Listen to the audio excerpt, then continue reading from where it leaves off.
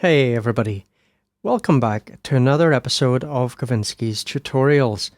Today I'm looking at Aparillo by Bytes, and let me just say straight off, I seriously love this synth. I think it's really amazing. It's so creative, it's so interesting. I'm in love, really, to be honest. Now, I'm going to make a very detailed walkthrough video on this. It's probably going to be about an hour long, I would guess. But I'm going to try and make it as clear as I can, so even if you're not some kind of synth expert, you should hopefully be able to get it. And another thing I want to mention before we get stuck in is I've got 3 copies of any Bytes app to give away. Now, any iOS app of Bytes to give away to subscribers to the channel. And all the details of what you've got to do to win and when the winners will be announced are in the pinned comment at the top of the YouTube comment section. So good luck, everyone. Now, what I'm going to do first is just very quickly give you a little overview of the synth, and I'm going to let you hear a few examples of the things that make this synth really special. And then after we've done that, we'll go through and systematically do a walkthrough tutorial of all the different parts of the synth. So by the time you've watched this hour, you're definitely going to understand this app pretty well. But it is deep. You're going to have to go and really explore it and get to know it yourself. You may end up having to watch the video a couple of times as well, which I've done myself on some of the existing tutorials that I've watched on Aparillo. Alright, let's get started. Aparillo is a 16-voice, dual-operator FM synth. And what is really special about it is that we can apply very complex modulation to each of these 16 voices. We can use it polyphonically or in unison mode. Let's look at a couple of examples of how the modulation options in this and the way we can apply them individually to these 16 voices makes this so cool. So the first example I'm going to start with is a patch I made which is polyphonic and where we're modulating the FM amount, the shift amount, this can basically shift frequencies up and down, and the brightness. And we're applying that modulation separately to the 16 different voices. So let me let you hear it with modulation applied.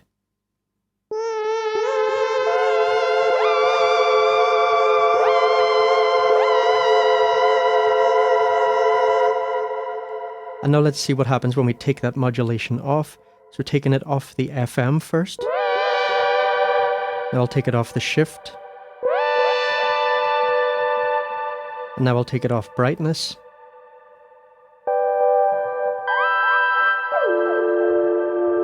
I'm sure you'd agree it's much less interesting. Let's hear it with the modulation again.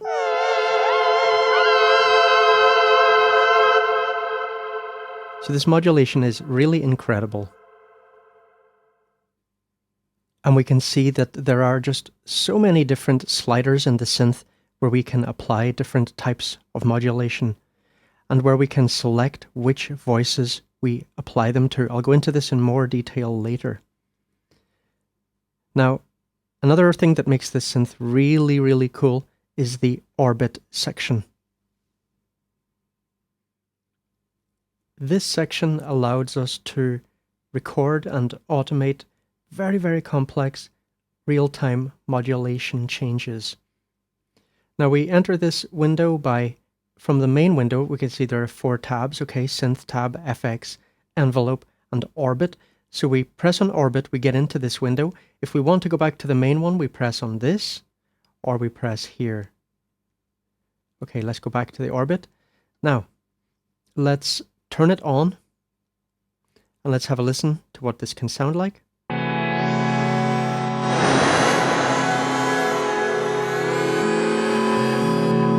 And we can do things like change the speed.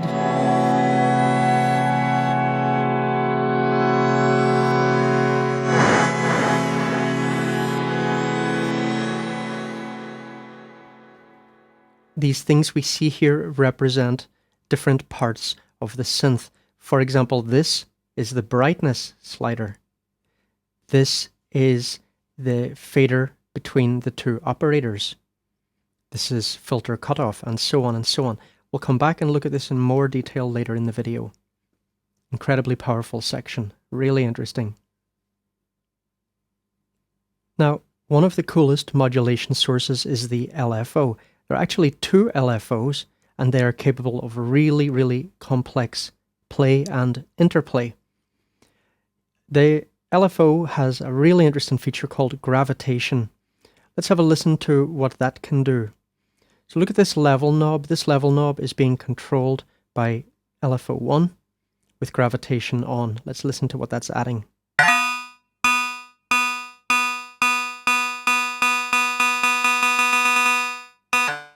We're getting this kind of bouncing ball effect with the gravitation. That's without gravitation, and this is with.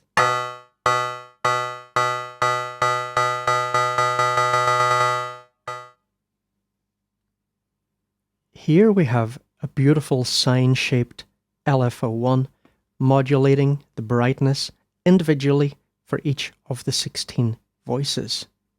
This is a polyphonic patch as well.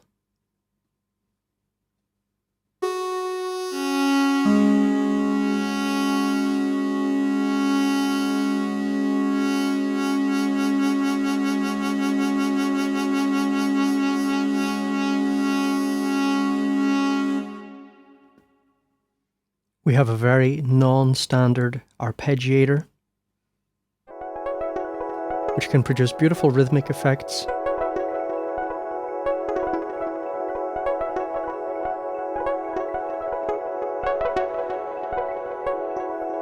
And which we can blend with non-arpeggiated signal.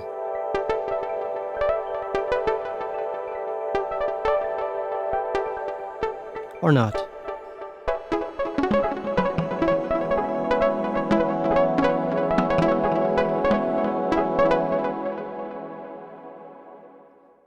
We've got a special section called the Spacializer, where we can produce kind of resonance effects, or something more akin to a reverb, or something more similar to a delay.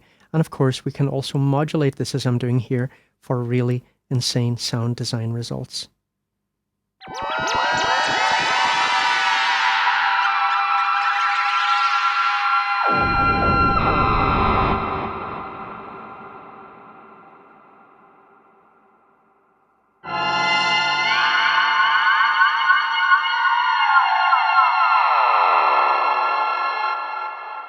And it can be a pretty cool thing to combine with the arpeggiator as well.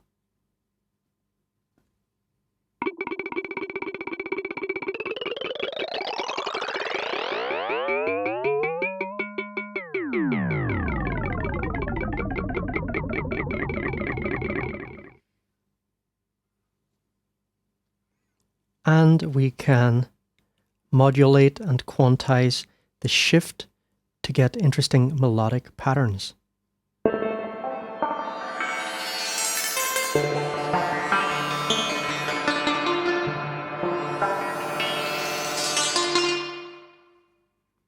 So let's begin our more detailed walkthrough by looking at the Synth page. So at the top we've got our preset browser, and I'm going to take this advantage to go in and initialize the preset. By the way, there's undo and redo buttons here, which is brilliant. Every app should have these. We've got some things like tuning section here. I'm not going to go into every little small detail because there are too many things in this synth. I want to focus on the interesting things. There is a very good manual for the synth. It's about 50 pages long though. Now, over here then we have the ratio slider and the FM slider for operator 1. As I said, this is a dual operator FM synth. And here the ratio and FM slider for operator 2. Now here we can choose between 3 different algorithms, and these will change the way the operators work. So in algorithm 1, we can put up the ratio and the FM amount.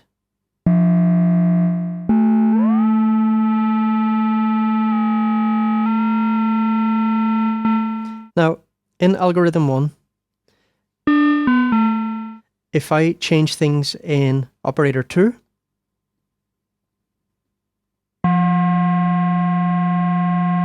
it will make no difference whatsoever to operator 1.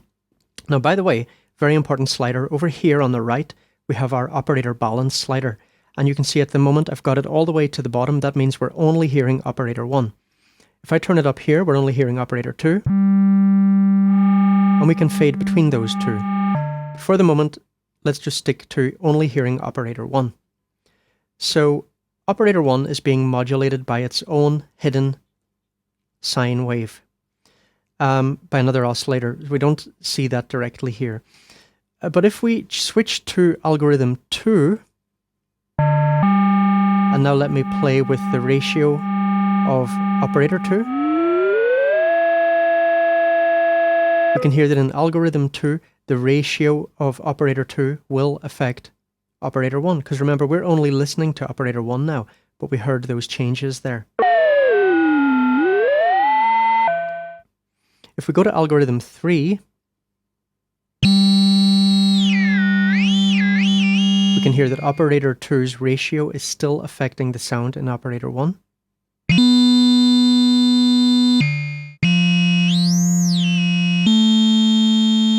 Now let's switch over to listen to operator 2 only. So let me bring these down first.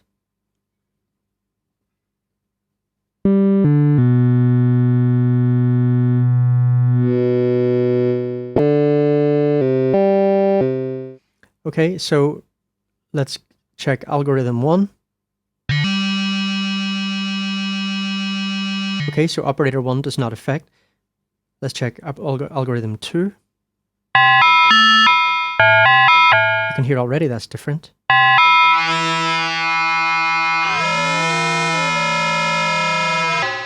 So here we can hear that both the ratio and the FM amount sliders for operator 1 will affect the sound of operator 2. Now let's try algorithm 3.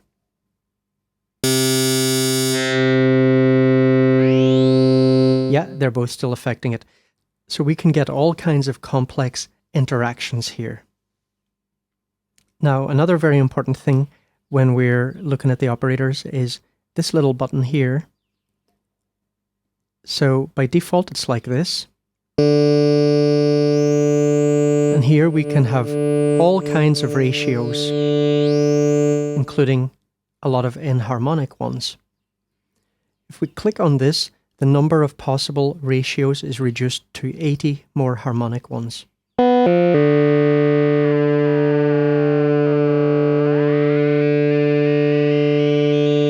So you can hear that it's stepping. You especially notice that as we go higher up. If we click on this one, it's now limited to 40 very harmonic ratios.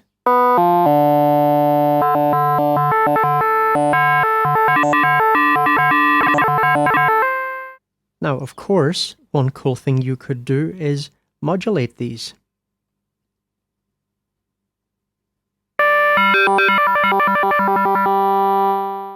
But we'll get into the modulation more later. Now, let me take that modulation off. All right, so obviously we've got a lot of design possibilities just here, just with the 3 algorithms, this button, and the various ratio and FM sliders of the 2 operators, as well as the operator balance slider over here. Now we also have this shift.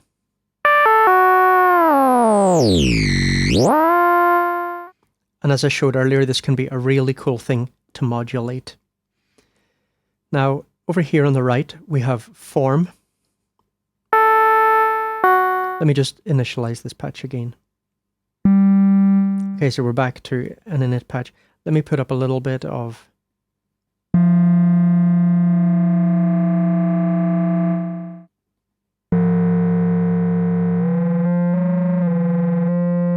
Okay. Now let's play with this form slider.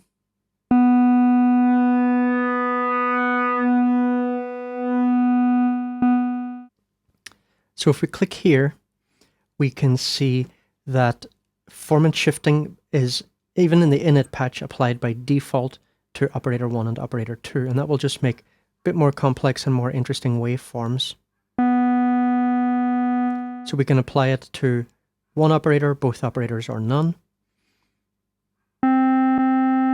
Now let me turn up the slider.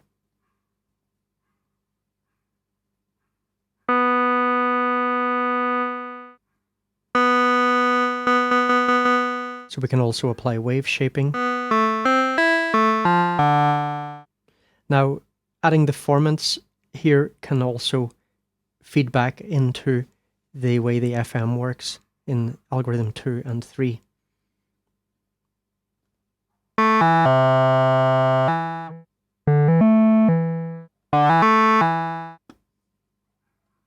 We also have wave folding.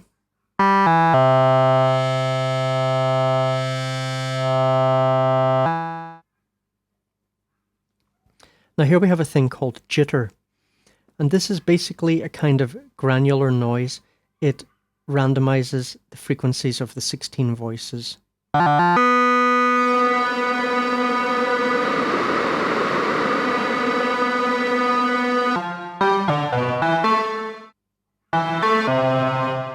So that can really impact your sound. Here we have a brightness slider. This will basically create more sawtooth-like waveforms.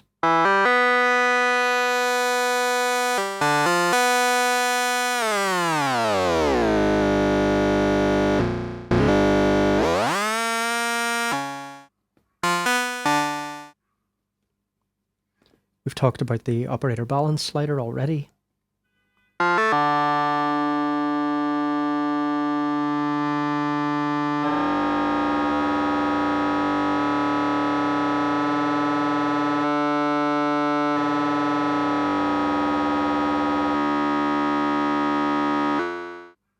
Nice to have both go and get into some real complex territory.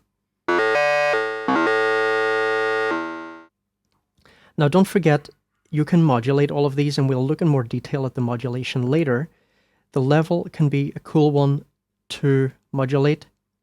Like earlier in the video, we heard level being modulated by LFO1 with this very cool gravitation feature, which I'll talk about later, that's given it this kind of bouncing ball effect.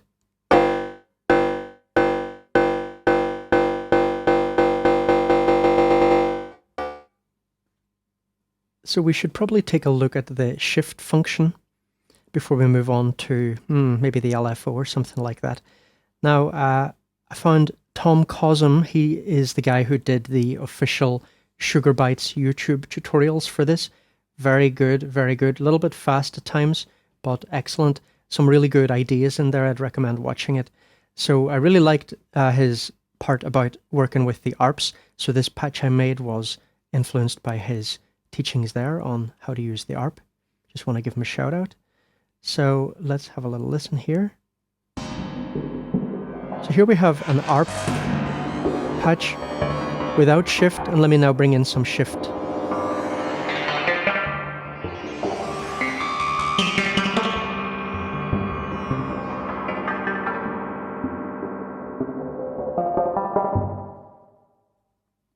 So let's see. What we've got here is an up ramp, linear, and we'll look, by the way, at all these things more in a minute. What I want to concentrate on here is the way we can quantize these shifts. So we can see here at the moment this is set to a minor pentatonic scale.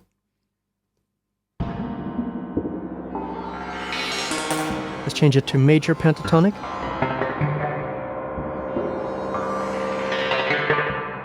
Now we can see we've got a whole bunch of different things we can choose here. So another cool thing is we can move these around. So these basically represent the note values for the different 16 voices, the pitch values, I should say, maybe. And if we turn off quantize, we can drag these around freely. So we can get microtonal scales. We can make our own user scales. We can copy scales. We can paste them back into the same preset or into other presets. If I press copy here and go into another preset, I can then press paste in that other preset and paste it in there. It's brilliant. So if we turn on quantize, then these will automatically snap to certain note values related to the scale that we've chosen here. So this is really, really cool, the shift function, and extremely interesting to combine with modulation. So let's talk now a little bit more about modulation, and in particular I want to look at the LFOs. So first thing to mention about modulation is not all the sliders are modulatable. All of the sliders on the synth screen can be modulated.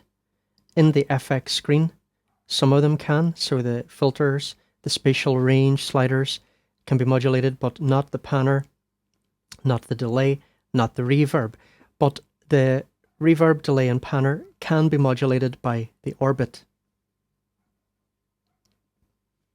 In the envelope section, we can modulate all the sliders. So we have a lot of modulation possibilities. So that's the first thing. Second thing that's really important to say is that some of the sliders have different modulation choices. For example, when we modulate FM ratio, one thing that pops up is this octave or 5th, 7th, and 12th option that would not be there in every slider. For example, here we don't have that. If we go into the envelope section, we can also see some differences, because here we can control the envelope slopes. These other things are the same as what we just saw, but it has this slope. And for the sustain slider, we have a special thing where we can make the envelope loop, so it will behave a little bit more like an LFO. Now, back to the synth screen. So let's take an init patch.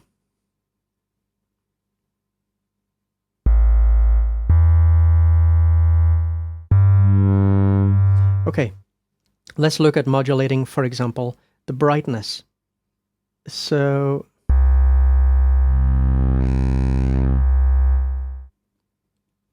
let's turn up the modulation amount. So here it's positive and bipolar at the moment.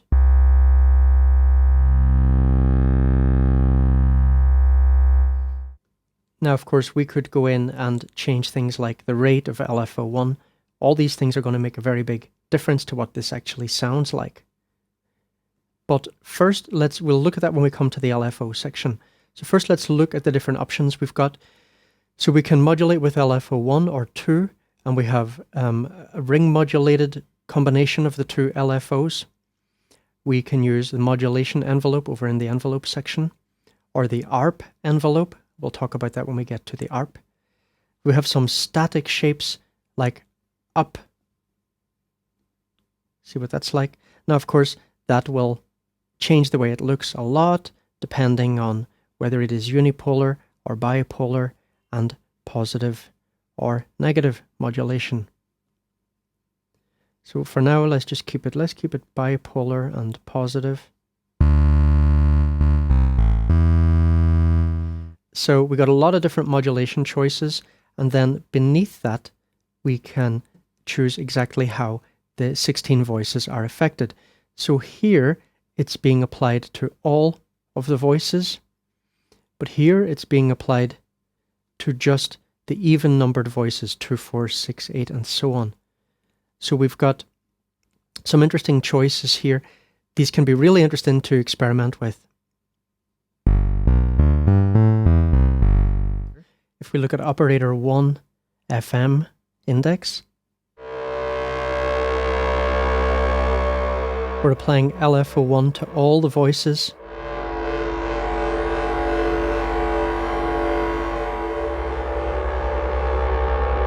And if we only apply it to the even numbered voices, we get a very different character to the sound.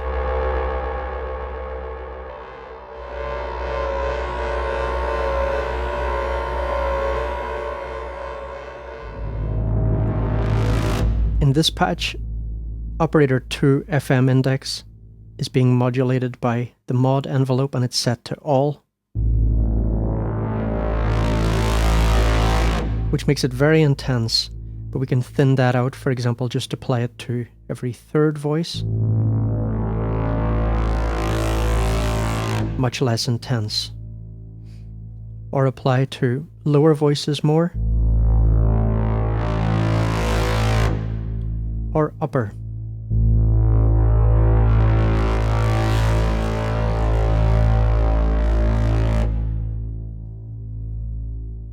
Now, I've decided before we go and check out the LFO section to take a little break and go through some of the great presets that come with Aparillo. There are more than 400. I'm not going to try and go through all of those. I'll maybe just let you hear about 10 that particularly stand out to me. And then we'll continue with the walkthrough. So as you heard earlier, we can get sounds out of this that are not completely wacky and that are just nice, usable, just FM style sounds. But let's focus on some of the really crazy stuff that this can do. Some of the very cinematic sound design type stuff, like this one. I'm just going to play this with one finger.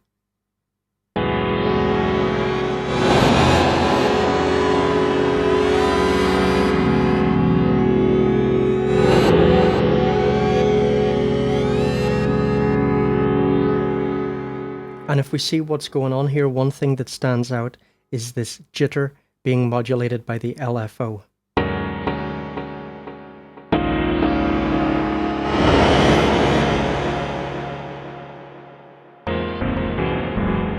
Also notice that if you're not playing sustained notes, you've got something much more traditional sounding, just nice synth stabs, nice chorded synth stabs.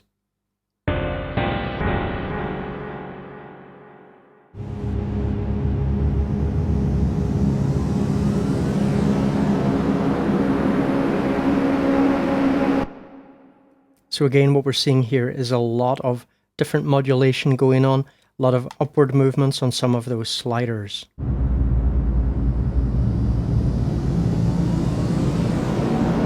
Obviously driven by LFO1. And here we've got from the atonal section, Bluebear Blazen.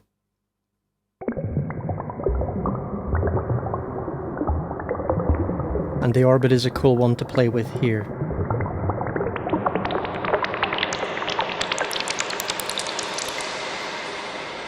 So I'm just moving the orbit with my fingers here.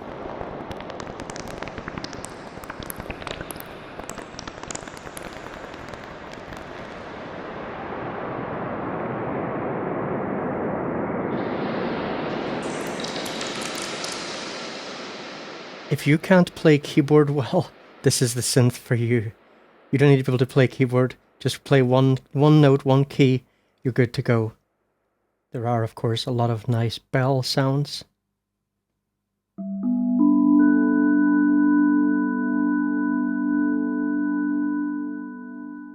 And brass.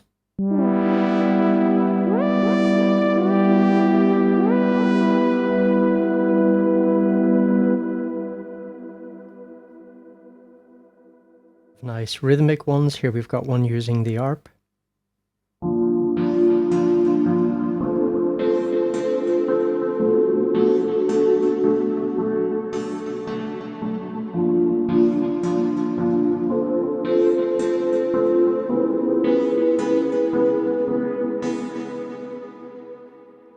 Nice eerie cinematic stuff.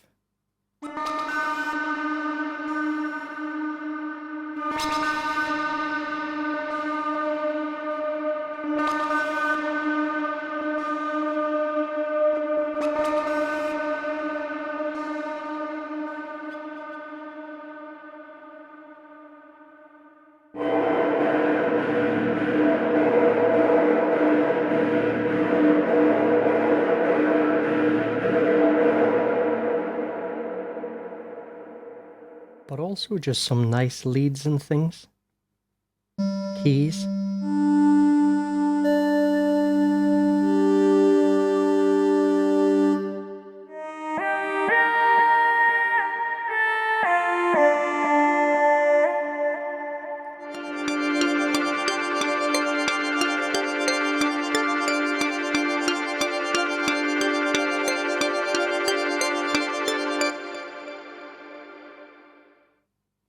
We've even got a kind of version of the Sugar Bytes theme tune.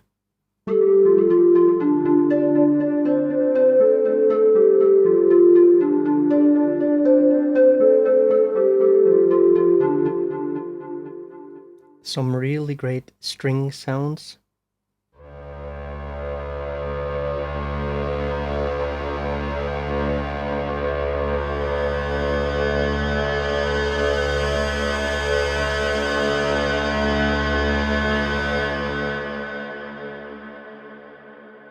some really twisted stuff using the signature Sugar Bytes vowel filter sounds.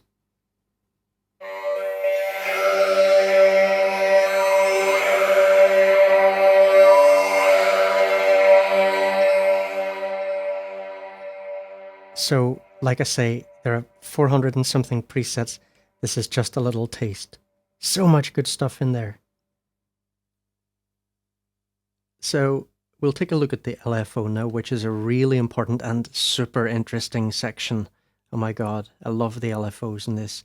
Let me just ask you first, everyone, if you haven't done it yet, I'd really appreciate if you give this video a thumbs up, etc., etc.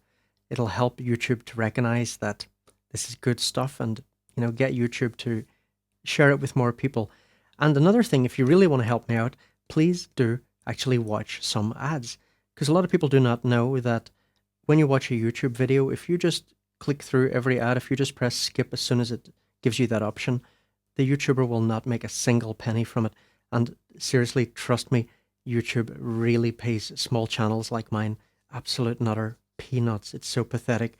So the only way I can really get kind of paid back for the massive amount of work that I put into this is if people watch at least some ads.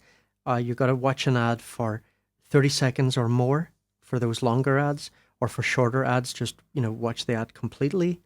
Or if it's the kind of text ad or something, click on a link. So thank you very much, everyone. Sorry to ask for this, but I just feel a lot of people are not aware of this, actually. A lot of people think that just by watching YouTube videos, even if they skip over ads, the YouTuber is actually getting paid. And I just want people to know that is not the case. So I hope you understand why I think it's important to share that with you. All right, thanks, everyone. Now, let's get started with the LFO section explanation. So what we can see here is LFO1 moving around very slowly in this absolutely beautiful sine wave pattern. And it's doing that because of the way we've got this jitter knob set up, and I'm going to explain that knob in a second. But first, let's look at a few things here. So let's look at the rate knob first. So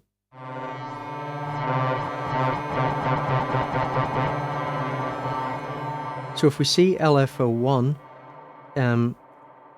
it cannot stop completely, not by using the rate knob, but actually LFO2 can. LFO2's rate can go down to 0. LFO1's doesn't, it just goes down slowly, but it'll always keep moving.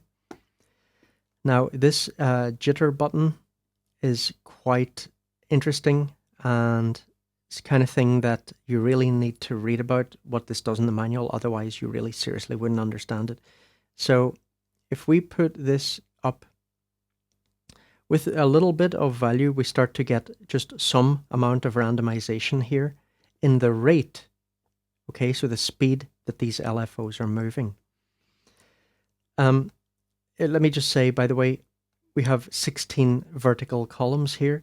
Those represent the different 16 voices, right? So what we're seeing here is the LFO for voice 1. Here we're seeing the LFO for voice 2, and so on and so on.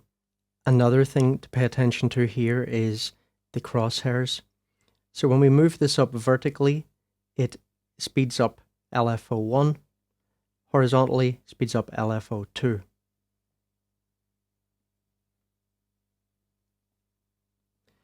Now, let's look at phase.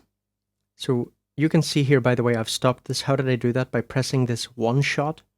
So this is not getting any triggers anymore. Once it's moved, it won't move again. So we've got this frozen in time basically here. And now I'm playing with the phase. It's beautiful. Now, phase jitter. Let me get it moving again here. So phase jitter, what this will do is, again, anything up to 50%, it will completely randomize the phase. Above 50%, it will change the range of the phase between the minimum and maximum values set here. So if I put this phase knob down to a very, very low value, the phase jitter will not have so much room for variation. If I put this up high, it's going to have a lot more possibility for phase variation. Now, quantise, let's bring that down. Quantise will cause jumps instead of smooth movements. And we can see these jumping about here. Now, gravitation is one we heard earlier. This is really cool. So here we're applying it to the level.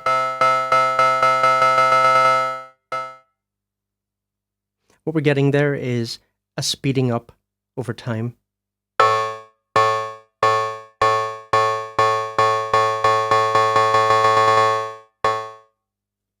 Gets these bouncing ball effects. Now we can have positive or negative.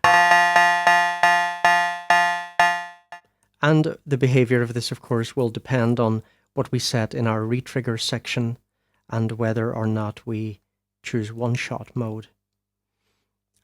Let's look at collision mode. So let me take this down and let's get LFO2 moving. So if you see here, LFO1, turn off the gravitation. Gravitation will interfere with that. So here, the LFO1 particles are all getting stopped by the LFO2 particles. This is kind of like a barricade that these can't get past. So this can create really interesting effects.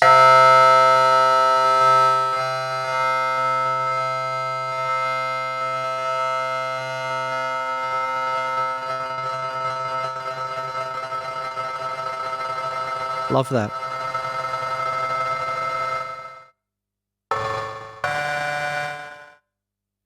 So the retrigger modes are really interesting to play around with.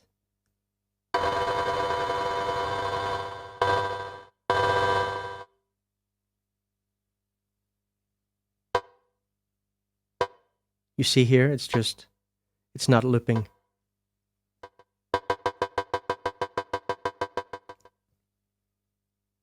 Okay, let's look at LFO2. So to look at LFO2, I've come back to our earlier example of LFO1, making this beautiful sine shape. And when we open LFO2, if we look at these parts, this is the same as LFO1. When we get to the phase modulation knob, though, this is where it starts to get a bit different from LFO1. So LFO1 doesn't have this, because basically what this is doing is it's making LFO2 a slave to LFO1. It will make them identical at full value. Bring it down a little bit, we're going to get some variation. Now, jitter knob will, let me bring the phase modulation down. So at a full value, jitter will spread the values from the highest to the lowest, and we'll get this shape. And here, when we bring this down to 50%, we're going to have full randomization. Here we'll have less randomization when we get to the lower values. Now, sample and hold. Okay, let me bring LFO2's rate up. So sample and hold will basically make snapshots of the LFO at different points in time, and we control the rate with this knob. And then over here we have gravitation again. So let's just listen to a couple of examples of the LFO in action. So in this patch, can you guess what kind of retrigger is set here? It is, of course, a MIDI retrigger. Now, if we change that to collision, let's see what it sounds like.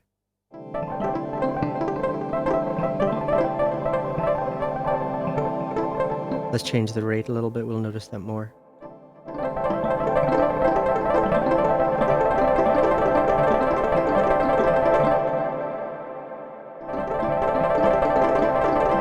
This collision mode can be really interesting for granular patterns.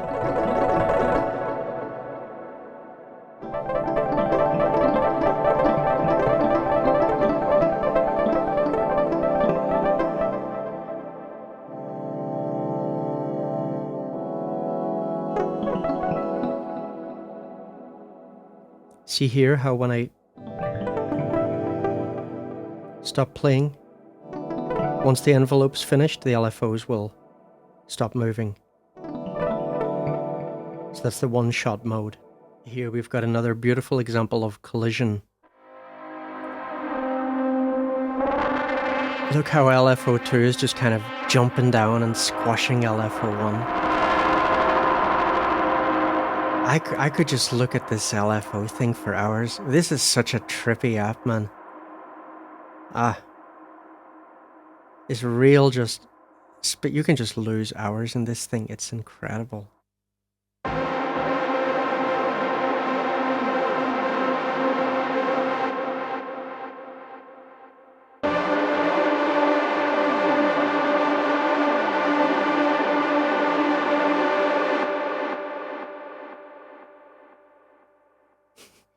Okay, let's go and look at the ARP.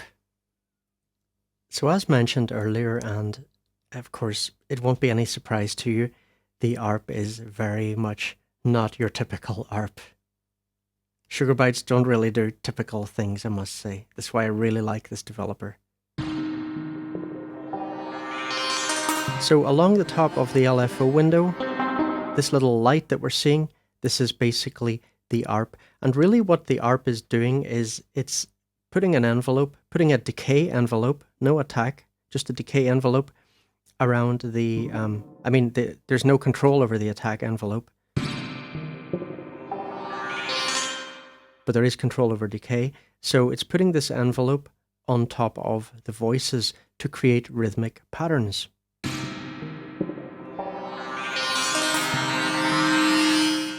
Now here we control the amount of ARP, so we can have more or less. So here we got a lot of ARP. But here we control the balance of the operators. Now this is different from this slider, okay? So this one is just about what we're using in the ARP.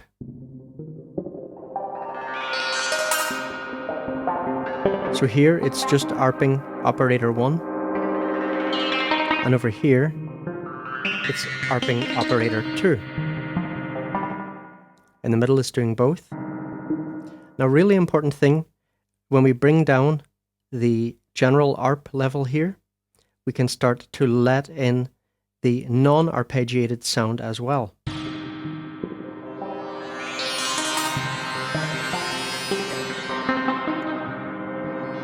So here we've got a blend of sustained sound and arpeggiated sounds. This is extremely cool. But for now, let's just put it up to full-on ARP. And then here we've got our rate knob. Notice this can go forwards and backwards.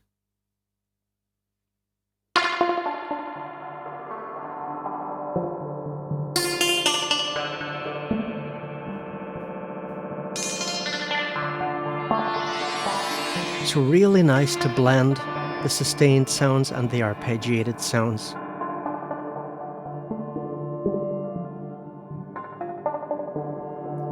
And to play with the ARP decay. And now we need to be careful there because that when we put the decay up, we can start to get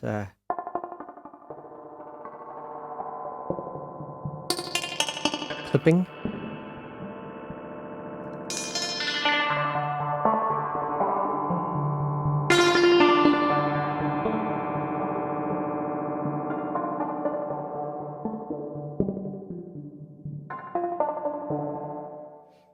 Now notice that the ARP envelope can also be a modulation source. So many modulation sources in this thing.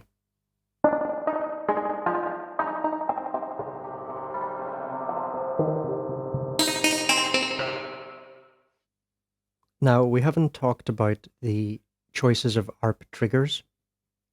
So we've got clock, threshold, these are different colors to represent the LFOs, and collision mode.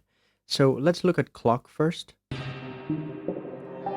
So in this setting, this is a rate knob, and we can see here, if I put this to 4, for example, if you watch my host, 1, 2, 3, 4, 1, 2, 3, 4. So this represents 4 beats. So it's always synced to the DAW, but we can get decimal amounts. Now, if we change this to clock, for example, here it is related to threshold, and we can see here that this is connected to LFO1. Let's look at this one.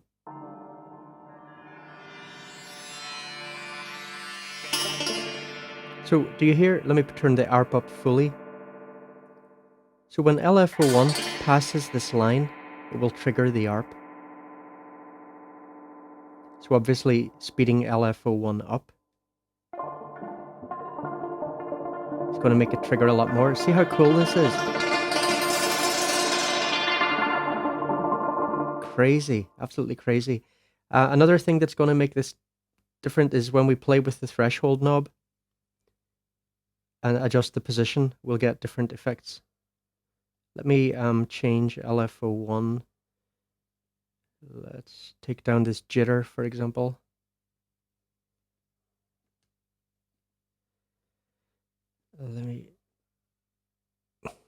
Okay.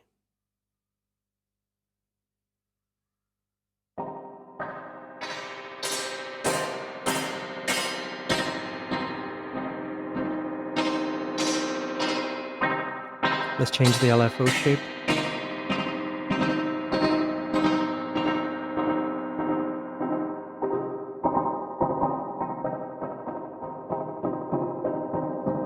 So where we place this threshold is going to make a lot of difference to the sound. So we have one, we can do this with LFO1 or with LFO2. And then we have this very interesting mode called collision.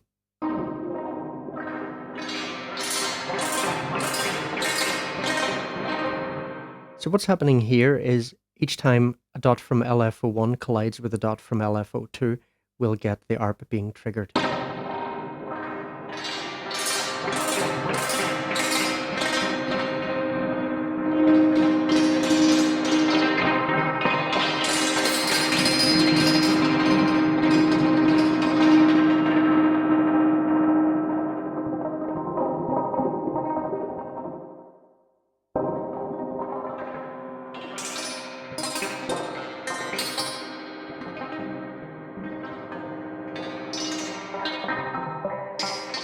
Super cool. Love it, love it. Okay, so yeah, the only thing to remember here is that this third knob will change depending on what we select as ARP trigger. So sometimes it'll be rate and sometimes it'll be threshold.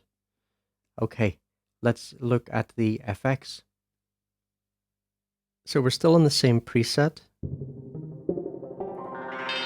And now we can see that here, the first section in the FX section is the filter section. And in this patch, I'm modulating the cutoff and the resonance. So the cutoff is set to a ramp. And this is coming from the orbiter. So if we see here, it's doing its thing. I'll maybe turn this off.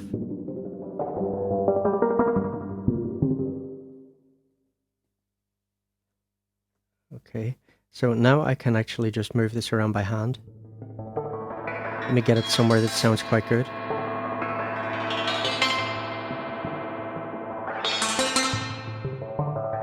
Okay, I like that. That sounds great, right. So,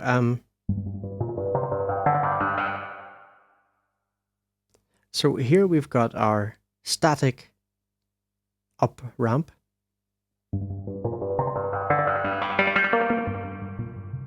And I'm sure you've seen by now there are so many different modulation possibilities. So let's just go and look at some of the kind of filter options that we get here.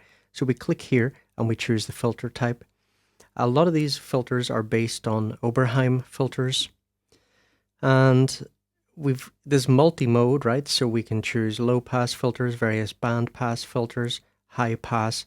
We also have this peak filter, comb filter, and vowel filter.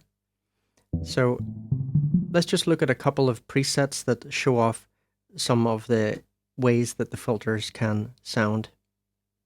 So if we look at this bell, for example,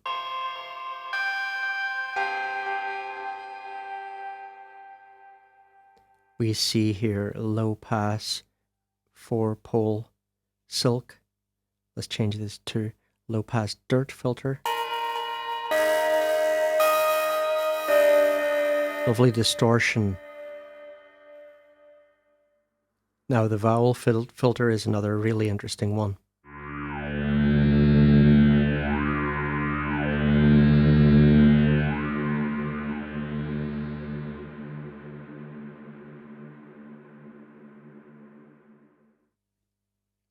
We've got here low pass dirt. Let's change it to comb.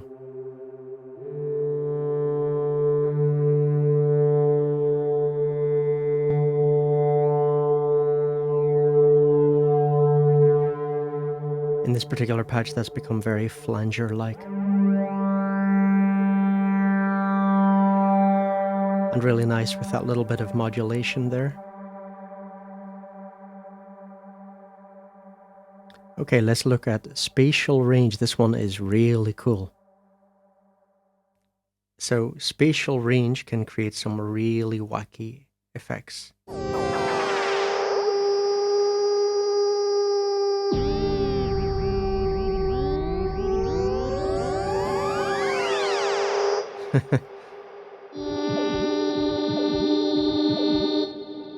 So it can sound a bit like a delay at larger values. At medium values, it's a bit more like a reverb. At low values, it's a bit more like a resonator.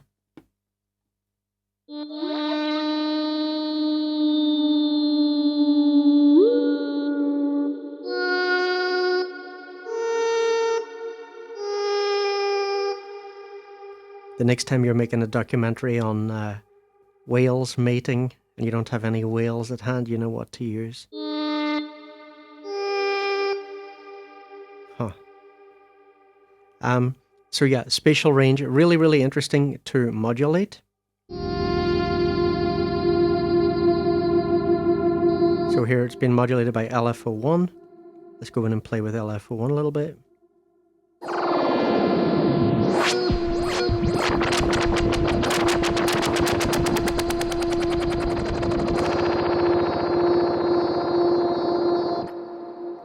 Did I mention this synth is good for crazy stuff?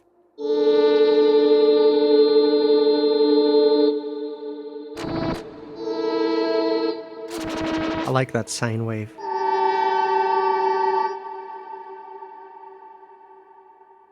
Really different, really different.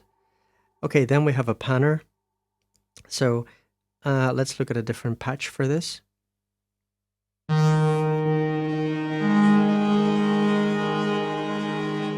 Let's add some panning to this.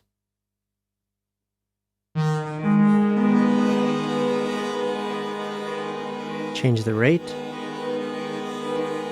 And change the panning waveform.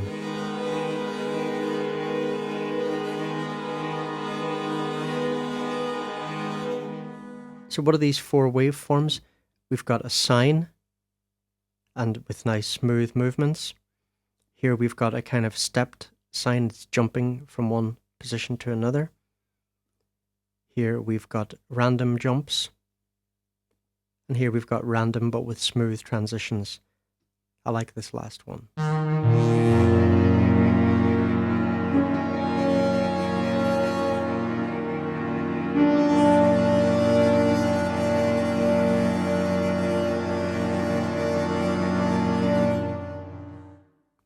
Next we got the delay.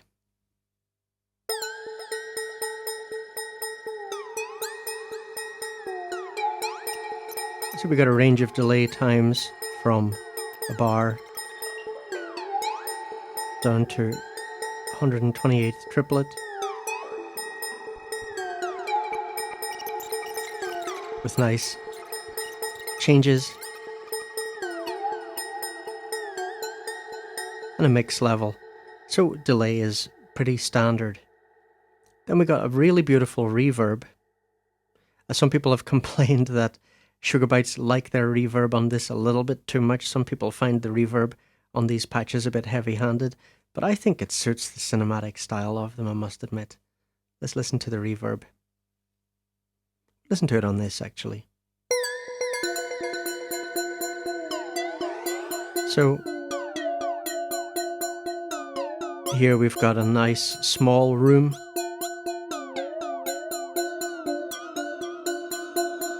And here we're getting really cosmic,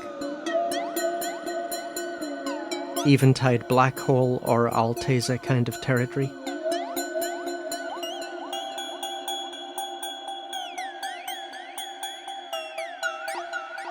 Now, forgot there, this is not a monophonic patch, it's not a unison patch, it's polyphonic. Let me just change it to polyphonic for a second.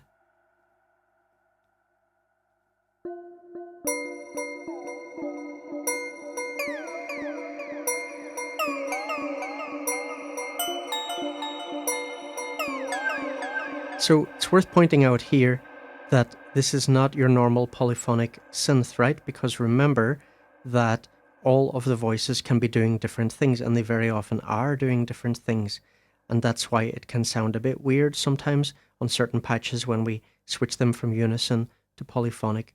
Sometimes it works very well, but for this particular one, unison does sound better.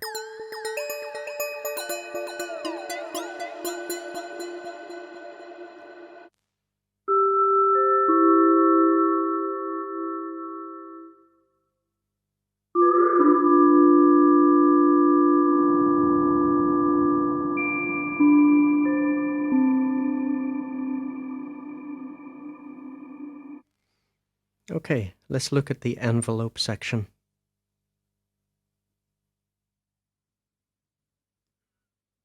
Now in the envelope section, we have the amp envelope on the right, and we have here a switch to make it velocity sensitive or not. And over on the left, we have the mod envelope. Up here, we can choose unison or polyphonic. For this, unison works a lot better.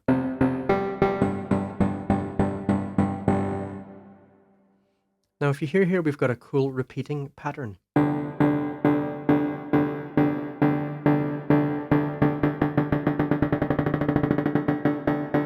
And how is this repeating?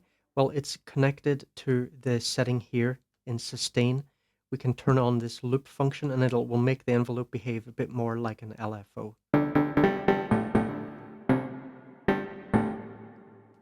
So that's really important for this particular sound. So let's turn it back on. So, of course, there are going to be a lot of different possibilities here. For example, we could use the LFO.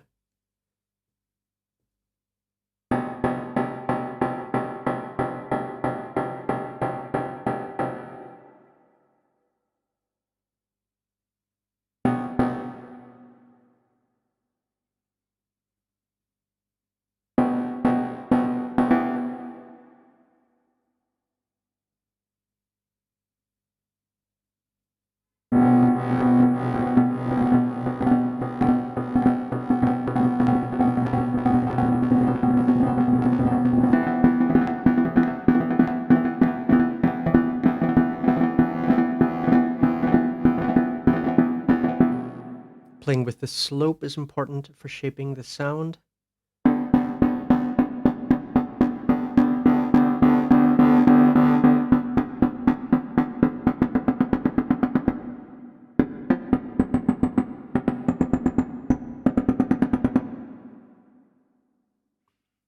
So that's looking at the amp envelope. Let's look at an example of using the mod envelope. Here, for example, we've got a pretty simple bell patch, and if I go into the synth section and map brightness, which I've just done, mapping brightness to the mod envelope. Now I'm going to play with the attack here.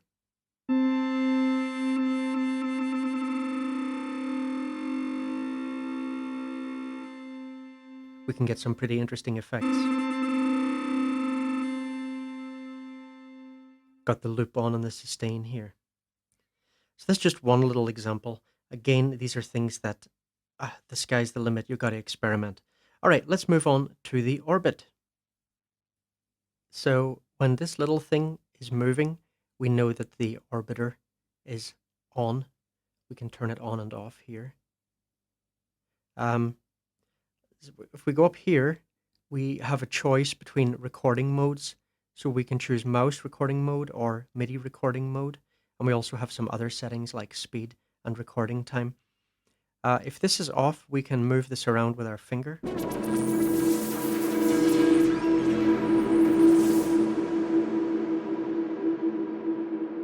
If I turn on mouse recording mode, it's now doing a pre-recorded pattern.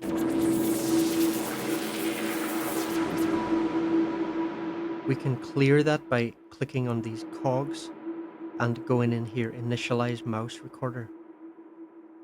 And we can record our own pattern. Now here, this is set to 16 bar pattern. Let me just set it to, let's say, a 2-bar pattern. So I'll press the record button. And what I'll do is I'll just start moving this, and it'll start recording as soon as I start moving. And then it will stop after 2 bars. And once I press record again, it will now start playing that pattern. And then I can change the speed, slower or faster, etc. in here. We can use this for MIDI learn for XY pad, combined with setting up the parameters in a host like AUM. We can then use an XY pad.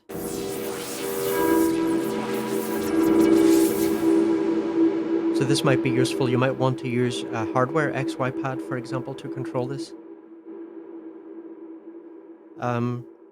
Let's just initialize that again. And now let's look at the MIDI recording mode. So in MIDI recording mode, I'll press record and I'm pressing a note. Let's say, for example, I press a C4 and I move this, and then I'll press a C5. I'll move it. C6, I'll move it a little bit more. And now I'll press record and I'll press this C4 and it's moved back so it remembers the position that it was at. So it's nice to have that option of playing this as well. Another really cool thing, so we have different controls for initializing. We can just initialize everything, or we can initialize individual things like the position of the objects or the amounts that these are being controlled. We'll look at these things in a second, the radius, the level, and the pan, or the mouse recorder or the key recorder. So let's look at things like amount and radius and so on. So if I turn this off, and now I can use my hand to move it around. So let's just move this around. And what you'll see when we get over here, there's no line going to this object.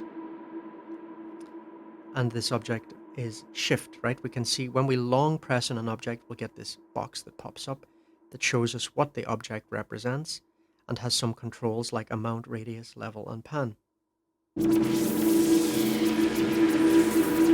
So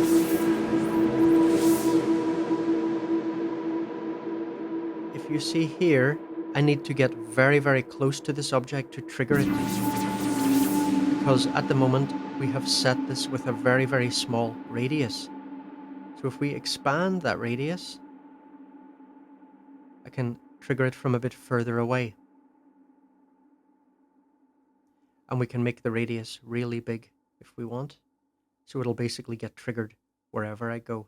If you see, this line is still there, even if I go really far away.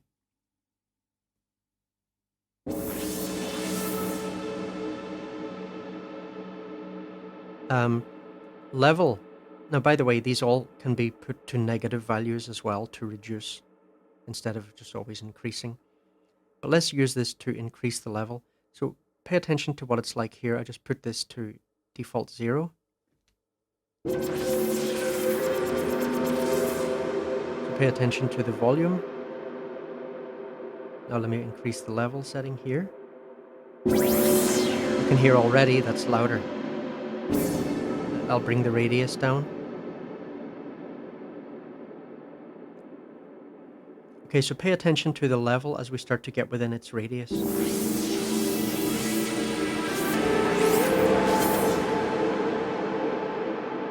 So you see now the overall volume level of the preset is increasing. Let me bring it back down to the default. And then we have pan.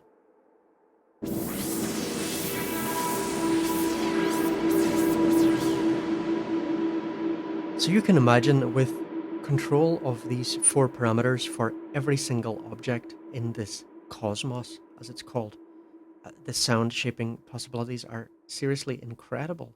Incredible. And then we can just randomize these things. So here I'm randomizing the position of the objects. Here I'm randomizing the amounts. We can see that, for example, if I click on this and then go in here, you see this amount changing. And we can randomize the radius, mouse recorder, and cue recorder. For example, let's put it into mouse recorder mode. And notice the pattern it's running through. And now I randomize mouse recorder, and it'll start doing a completely different pattern.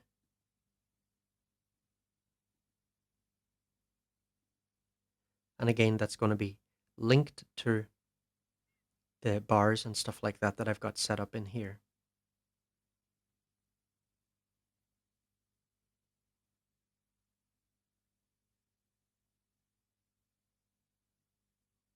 So, what a synth, what a synth. This thing is an absolute trip. Sugar Bytes just really, such creative minds there. I don't know. How do you come up with this kind of thing? It's unbelievable. Anyway, everyone, listen, thanks for watching. This video has gone on pretty long, but I'm sure if you've watched it the whole way through, you've understood that this synth really, really needed an extremely in-depth run through. I've really, really enjoyed getting to know this synth better. It is just an absolute pleasure to use. Wonderful tool. Now, everyone, please do give this video a thumbs up and subscribe to the channel if you haven't already. And I'll see you in the next video. And thanks again to Sugar Bytes for providing some free codes. All right, everyone, take it easy. Cheers.